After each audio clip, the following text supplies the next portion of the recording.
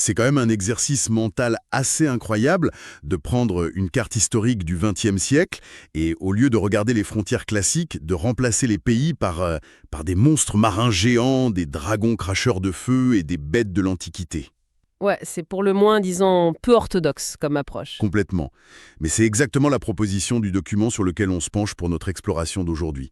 C'est un texte qui s'intitule « Interprétation de l'Apocalypse, chapitre 13 » et c'est écrit sur le pseudonyme d'Étoile du matin. Tout à fait. Et la mission de notre plongée d'aujourd'hui, c'est de décoder comment cet auteur prend les métaphores apocalyptiques de la fin des temps et les plaque avec une précision assez troublante, d'ailleurs, sur l'histoire géopolitique moderne, surtout en Extrême-Orient et dans le bloc soviétique. Alors, je me permets juste d'intervenir tout de suite pour poser un cadre très strict avant qu'on aille plus loin. Vas-y, c'est important. Le texte qu'on a sous les yeux aujourd'hui, il manipule de la matière qui est hautement inflammable en fait. On aborde des sujets très chargés, la gauche, la droite, le communisme, les dictatures mondiales et bien sûr la religion. Ouais, le cocktail complet, quoi. C'est ça. Donc, c'est crucial pour ceux qui nous écoutent de bien comprendre qu'on ne prend absolument aucun parti ici. On n'endosse aucune de ces visions, qu'elles soient politiques ou théologiques. Absolument aucun. Notre but, c'est de rapporter et d'analyser de façon totalement impartiale la mécanique de pensée de l'auteur. On démonte le moteur pour voir comment les pièces s'emboîtent, mais on n'achète pas la voiture. C'est une excellente façon de le dire. Et franchement, au-delà des convictions de chacun, l'exercice est hyper stimulant intellectuellement. Ah fascinant, oui. Parce que de voir des événements aussi complexes que les guerres mondiales ou la guerre froide, traduits dans le langage de la mythologie biblique, ça offre une grille de lecture du XXe siècle totalement inédite. D'accord, décortiquons ça. Par où on commence ? Eh bien, la source explique que pour comprendre le chapitre 13, il faut obligatoirement identifier les acteurs qui sont mis en place juste avant, dans le chapitre 12. Logique. Donc on a qui ? On a principalement deux entités. Le dragon, qui représente le diable ou les régimes oppressifs de manière générale, et la femme, qui symbolise l'Église ou les croyants persécutés. Et l'auteur ancre ça directement dans l'histoire chinoise, c'est ça ? Ouais. Il relie d'abord l'action du dragon à la dynastie Qing, puis à la rébellion des Boxers, des périodes où il y a eu de massacres de chrétiens et de missionnaires. Puis il avance dans le temps jusqu'en 1927. L'année de la grande purge anticommuniste de Chiang Kai-shek. Exactement. Le texte voit ça comme une manifestation de cette violence du dragon. Mais attends, là j'ai un doute. Chiang Kai-shek, il n'a pas fini par se convertir au christianisme plus tard, vers la fin de sa vie ? Si, tout à fait. C'est un peu contradictoire avec l'image du dragon persécuteur, non ? On pourrait le penser, mais l'auteur intègre cette contradiction de manière très habile. Il dit que le baptême de Chiang Kai-shek et son exil à Taïwan, ça représente ce que l'Apocalypse appelle le reste de la semence de la femme. Ah, donc la partie qui échappe au massacre. Voilà. Parce que, selon le document, le vrai projet du dragon, son outil politique ultime, il prend racine sur le continent en 1931. Quand il fonde la République soviétique chinoise à Ruijin. C'est ça. Sauf que ce jeune parti communiste chinois à l'époque, il est faible. Il est encerclé par les nationalistes, il peine à survivre. Et donc, le dragon se rend compte qu'il a besoin d'aide. Exactement. Le dragon comprend qu'il n'a pas la puissance nécessaire. Donc, l'Apocalypse dit qu'il donne son pouvoir, son trône et une grande autorité à un autre monstre, la fameuse bête de la mer. Qui n'est autre que l'Union soviétique. Dans la lecture de notre auteur, oui. C'est un monstre décrit avec 7 têtes, 10 cornes, un corps de léopard, des pattes d'ours et une gueule de lion. Un véritable amalgame de prédateurs. Et le lien historique est super clair ici. Le Parti communiste à Ruijin n'était pas vraiment autonome. Il était sous perfusion, contrôlé par le Comintern, donc par Moscou. Oui, le contrôle était quasi total. Et la source illustre ça avec l'aide massive qui est venue plus tard, après la guerre. Notamment avec les fameux 156 projets clés. J'adore cette analogie d'ailleurs. C'est comme une franchise géopolitique en fait. Comment ça, une franchise géo ? Le dragon crée une petite start-up locale, tu vois, à Ruijin, mais pour vraiment dominer le marché chinois, la start-up a besoin de l'infrastructure de la multinationale. Ah oui, je vois. Donc elle s'associe à la bête de la mer, l'URSS, qui amène ses capitaux, ses usines clés en main, ses ingénieurs. C'est le modèle de la franchise appliqué à la guerre froide. C'est une très bonne métaphore. Et ce qui est fascinant ici, c'est comment le texte perçoit cette bête. L'auteur ne la voit pas juste comme un monstre politique. Il la voit comment alors ? Il fait un parallèle avec le livre d'Osée dans l'Ancien Testament. Dans ce passage, Dieu menace de discipliner son peuple corrompu en devenant pour eux, je cite, comme un lion, comme un léopard, comme une ours. Waouh! Donc les mêmes animaux que la bête de la mer? Précisément. L'auteur en déduit que l'URSS, cette bête, c'est en réalité un instrument divin temporaire, un outil de châtiment envoyé pour secouer une église et un monde jugé apostat. D'accord, c'est une vision très punitive de l'histoire. Mais pour qu'une bête s'impose à l'échelle mondiale, pour qu'elle devienne cette superpuissance incontestée de la guerre froide, il lui faut un mythe fondateur. Un mythe qui est écrit dans le texte prophétique, oui. C'est l'histoire de la fameuse blessure mortelle qui guérit miraculeusement, c'est ça? Comment la source explique comment cette bête de la mer a réussi à convaincre la moitié de la planète de la suivre? Le document associe directement cette blessure mortelle à la Seconde Guerre mondiale, et plus spécifiquement au front de l'Est. C'est vrai que l'URSS a frôlé l'anéantissement total. Les chiffres donnés par la source sont vertigineux. Ouais, on parle de 27 millions de morts du côté soviétique. 27 millions, c'est juste inconcevable. Et sans parler de la brutalité des combats, genre à Stalingrad. Ou des 3,3 millions de prisonniers de guerre soviétiques laissés pour morts. L'auteur avance que n'importe quel autre État aurait dû s'effondrer purement et simplement sous ce niveau de destruction. Et pourtant, l'URSS survit. Elle ressuscite littéralement de ses cendres pour devenir une superpuissance. Avec l'arme atomique en 49, Spoutnik, Gagarine, elle dicte sa loi sur la moitié de l'Europe avec le système de Yalta. Voilà, la blessure mortelle est guérie. Et le texte biblique dit que toute la terre fut dans l'admiration derrière la bête. Mais attends, dans la Bible, la résurrection, c'est censé être la marque de fabrique de Jésus, non? Pourquoi un régime politique communiste, donc athée, utiliserait-il une symbolique de résurrection? Eh bien, la source insiste sur le fait que c'est une contrefaçon, une fausse résurrection délibérée.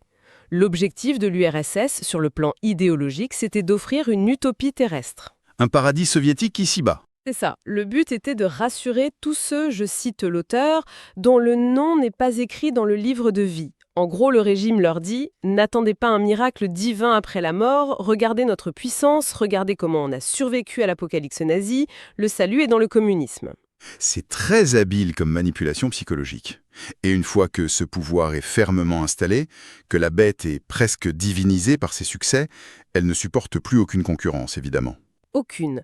Ce qui nous amène à la fameuse période des 42 mois. Les 42 mois d'arrogance et de blasphème, comme le dit l'Apocalypse, le texte rattache ça à quoi, historiquement? À la grande campagne anti-religieuse de Nikita Khrouchtchev entre 1958 et 1964. Khrouchtchev, on l'associe souvent à la déstalinisation, à un certain dégel. Sur le plan de la terreur de masse, oui. Mais sur le plan religieux, il a été implacable. La source rappelle qu'il a fait fermer plus de la moitié des églises orthodoxes du pays. La moitié. Oui. Mais c'était pas qu'une attaque contre des bâtiments. L'auteur donne des exemples institutionnels. La création de l'Institut de l'athéisme scientifique, par exemple. Rien que le nom fait froid dans le dos. Et à l'université, il était obligatoire de valider un cours d'athéisme pour obtenir son diplôme, quel que soit ton domaine d'études. Et c'est là que ça devient vraiment intéressant. Parce que si on y réfléchit comme un virus informatique, la bête comprend que bloquer les logiciels concurrents, donc fermer les églises, ça suffit pas. Les gens trouveront toujours un moyen de prier en cachette. Exactement, il faut frapper à la racine. Il faut réécrire le code source de la population. Et le meilleur moyen de faire ça, c'est de cibler l'éducation dès le plus jeune âge. Et le document met en lumière le détail le plus glaçant de cette politique. C'était la menace explicite faite aux parents croyants. L'État se donnait le droit de leur retirer la garde de leurs propres enfants pour les placer dans des orphelinats d'État s'ils osaient leur transmettre une éducation religieuse. C'est terrifiant. C'est l'intrusion ultime de l'État dans la famille. Et l'auteur montre que ça s'est exporté. Bien sûr, le modèle soviétique fait tache d'huile. L'auteur cite l'Albanie d'Enver Hoxha, qui est devenu officiellement le premier État totalement athée de l'histoire. Où on risquait la peine de mort pour un simple baptême clandestin, si je me souviens bien de la source. Oui, la mort pour un baptême. Et en Roumanie, la redoutable police secrète, la Securitate, allait jusqu'à infiltrer les confessionnaux dans les églises. Attends, ils mettaient des micros ou des agents déguisés en prêtres? Les deux. La confession devait appartenir à l'État, pas à Dieu. C'est une guerre totale contre l'intimité spirituelle. Mais face à un rouleau compresseur pareil, l'auteur du texte, qui est manifestement croyant, comment il trouve de l'espoir? Il n'y a pas un sentiment de défaite totale? Non, parce qu'il souligne la doctrine biblique de la justice immanente qui est rappelée en plein milieu de ce chapitre 13. La fameuse phrase « Celui qui tue par l'épée, périra par l'épée ». Voilà. Pour l'auteur, c'est un message codé de résilience envoyé aux persécutés de l'époque. Ça leur dit que cette tyrannie, aussi puissante soit-elle, a une date d'expiration. Ces 42 mois sont comptés. Le système porte en lui les germes de sa propre destruction. D'accord. Donc on a analysé le bloc de l'Est avec la bête de la mer, mais l'Apocalypse est riche en monstres. Tandis que cette première bête domine à l'ouest du bloc communiste, la caméra géopolitique se déplace vers l'Est. Et on assiste à l'apparition d'un nouveau protagoniste. La bête de la Terre. Qui est-ce que l'auteur voit derrière ce masque-là? Eh bien, une bête qui monte de la terre, qui a 2 cornes semblables à celles d'un agneau, mais qui parle comme un dragon.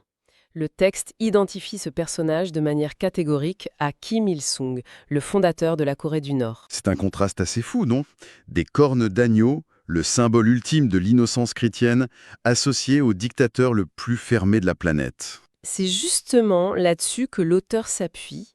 Il met en lumière le passé profondément chrétien de Kim Il-sung, un aspect de l'histoire qui est très souvent effacé par la propagande. Ouais, on oublie souvent d'où il vient. Son propre grand-père était pasteur protestant, sa mère, une chrétienne fervente, s'appelait Pon Sok. Et la source précise que Ponsok, c'est la traduction coréenne exacte de Pierre, comme l'apôtre sur lequel l'Église est bâtie. Exactement. Et Kim Il-sung a grandi à Pyongyang, une ville qui, avant la division de la Corée, était tellement remplie d'églises qu'on la surnommait la Jérusalem de l'Est. C'est l'ultime cheval de Troie, comment on passe d'un petit garçon qui chante des cantiques protestants avec sa mère à l'architecte du régime le plus répressif du monde envers toute forme de religion. Cela soulève une question importante, en effet. Et l'auteur y répond en expliquant le lien avec le dragon. Kim Il-sung grandit en Mandchourie, il parle un chinois parfait, il fait ses armes au combat avec le Parti communiste chinois. Le dragon l'éduque, en gros? C'est ça.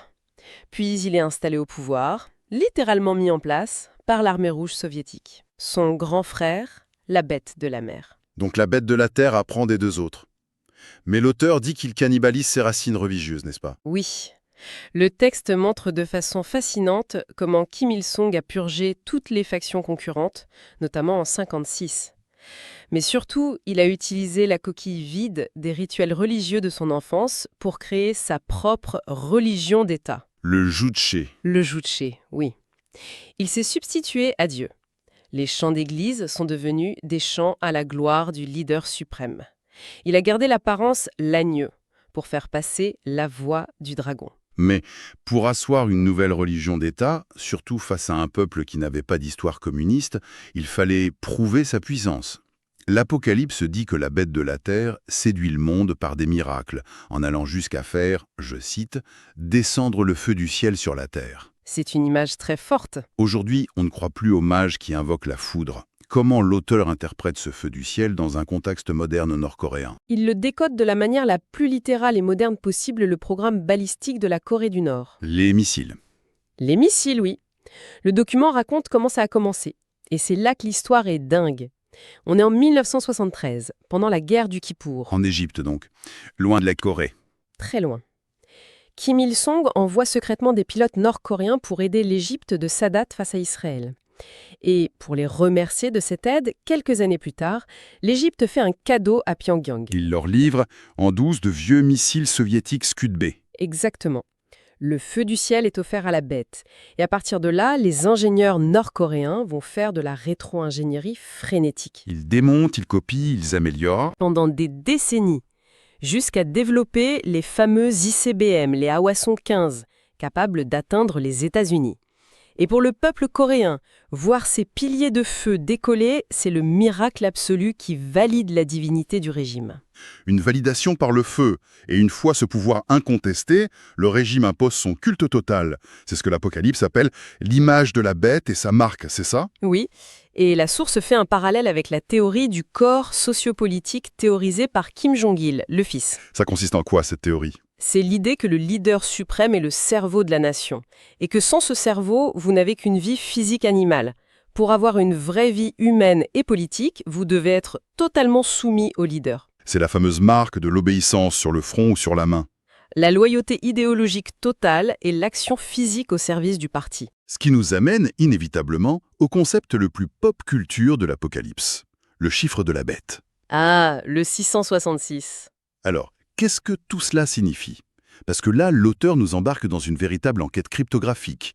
C'est presque un escape game linguistique, où on mélange de l'hébreu ancien avec du coréen moderne. C'est vertigineux comme méthode. Le document explique que dans l'Ancien Testament, le nombre 666 apparaît de manière très spécifique. Il est associé au poids exact de l'or en talents que le roi Salomon percevait chaque année. D'accord, donc on a une équation, 666 égale l'or.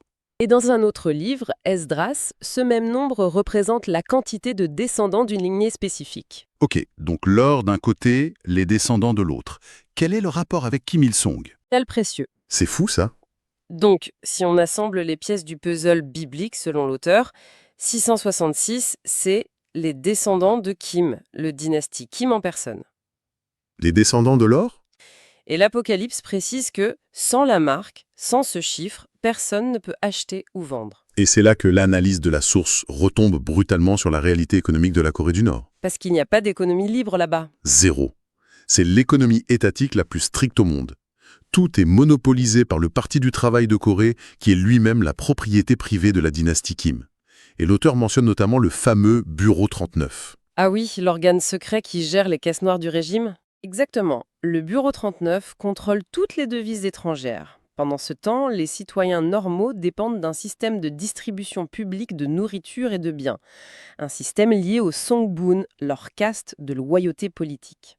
Donc, concrètement, si un citoyen nord-coréen refuse la soumission totale au régime des Kim au 666 selon l'auteur, il perd son accès aux rations. Il perd tout. Il ne peut plus rien acheter ni vendre légalement. Il est condamné à la famine ou envoyé dans les camps de travail, les Kwan-Niso. Le contrôle économique est l'outil final de la domination spirituelle. C'est juste magistral comme construction intellectuelle. Qu'on y adhère ou pas, on vient d'assister à l'effort d'un auteur qui a pris des créatures mythologiques, des symboles codés vieux de 2000 ans, et qui a réussi à les calquer avec une symétrie fascinante sur la géopolitique du XXe siècle. L'emprise soviétique, le cynisme de Khrouchtchev et la création de la dynastie des Kim. Et ça nous montre une chose fondamentale sur nous-mêmes. Même face aux statistiques industrielles, même face aux traités géopolitiques complexes, nous, les humains, on a toujours besoin de ces grands récits. Ouais, on cherche à donner un sens cosmique, presque épique, au traumatisme de l'histoire moderne. Et pour conclure, je dirais que ça pose une réflexion finale assez provocatrice pour ceux qui nous écoutent. Laquelle? Si un auteur contemporain arrive à superposer si parfaitement des textes de l'Antiquité sur des dictatures modernes, qu'est-ce que ça révèle sur la nature humaine? Est-ce que les tactiques du pouvoir, la propagande, la surveillance, le culte de la personnalité, le contrôle économique, sont à ce point des cycles éternels? Tu veux dire que la forme change, mais le fond reste le même? C'est ça. Est-ce que les bêtes tyranniques de l'Antiquité trouveront toujours un nouveau masque, un nouveau visage, technologique ou politique, dans les empires de demain? C'est une question qui hante. Les monstres abandonnent les chars romains pour les missiles balistiques intercontinentaux, mais l'instinct de domination absolue, lui, il ne disparaît jamais. Gardez l'œil ouvert la prochaine fois que vous écoutez les informations internationales. Sous les discours diplomatiques, il y a peut-être l'ombre d'une vieille bête qui s'étire. On se retrouve très vite pour décortiquer de nouveaux mystères. Restez curieux.